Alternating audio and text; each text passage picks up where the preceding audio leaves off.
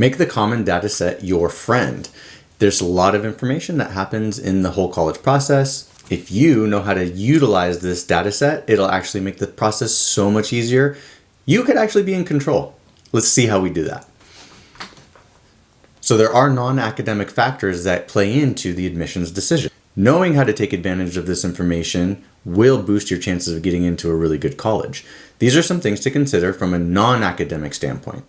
Your talent or your ability, character, personal qualities, geographical location, where you come from in the United States or abroad, your work experience, the level of the applicant's interest, otherwise sometimes known as demonstrated interest from a college's standpoint.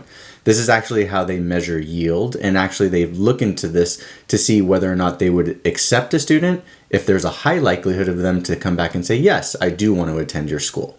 So it would be helpful to know whether your dream college that you're looking to get into admits, let's say, 5% of their population from the bottom half of their high school graduating class, or if 95% of the admitted students come from the top 50% of their high school graduating class.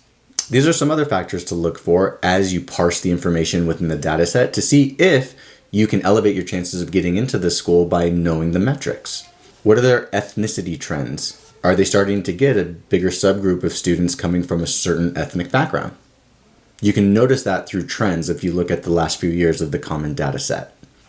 The first person in the household to be pursuing a college degree, otherwise known as first generation. The families that require need-based financial aid, do they offer that to the families? And you can also look at that as part of the common data set to see how many Pell Grant recipients does that school have. If you notice that there's an upward trend of more Pell Grant recipients this last year than there was the years prior, you know that they're trying to admit more students that are in the category of being eligible for need-based financial aid. Or conversely to that, if you notice that there are less and less Pell Grant student recipients, you know that they're putting a higher priority on full pay families or families that would receive some type of reduction through like a merit scholarship. Probably one of the more important things to know is what is their most popular major at the school that you are interested in attending. Ponder where might you be competitive by applying into, let's say, a major that's not as heavily scrutinized. And you can find this to see which are their most popular majors all the way down to their least popular major. So making college decisions should not be emotional. This is all data driven. Give yourself a strong leg to stand on by using this data to your advantage to be an outlier rather than a normal prospective college applicant.